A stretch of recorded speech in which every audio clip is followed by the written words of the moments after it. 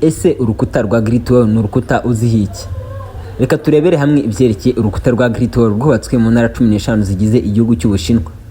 Ushobora kwibaza uko uru rukuta rwa Great Wall rwaba rwarubatswe kandi rukubakwa mu misozi miremire yo mu butayu. Ikindi ukaba wibaza impamvu urukuta rwaba rwarubatswe.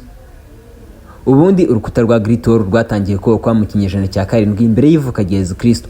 Urukuta rukaba rwarubatswe mu gihe ibihugu byinshi byigengaga ubukoloni butaratangira. Urukuta rwa Great Wall rwatangiye kubakwa neza mu gihe cy'ubwami bwa mbere bwa Qin Shi Huang, hakaba hari umwaka wa 221 mbere y'ivuka rya Yesu Kristo.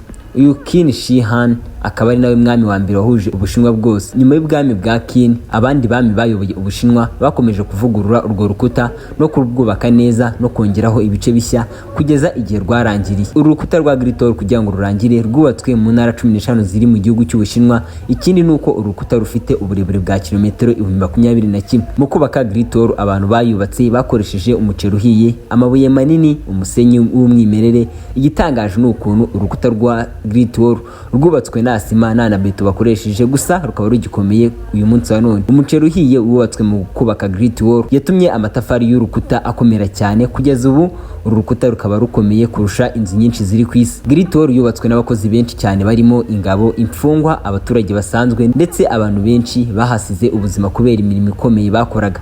Inzara, imbeho n'imisozi y'akaga bakoreragamo, bikavuga ko abantu bapfuye barenze miliyoni y'abantu. Ubundi impamvu yatumye hubakwa Great Wall nuko uru rukuta rwa Great Wall rwubatswe kugira ngo ririnde ibitero igihugu cy'Ubushinwa by'abanyamahanga barimo abanyamandeke bo mu majyaruguru y'Ubushinwa. Urukuta rwa Great Wall ni ikimenyetso cy'ubumwe n'imbaraga z'Abashinwa. Ubu hakaba ari ahantu nyaburanga ku rwego mpuzamahanga kandi ni kimwe mu birango by'isi bigaragaza ubuhangange bw'abantu babayeho mu bijyanye n'ubwubatsi. Ngayo nguko.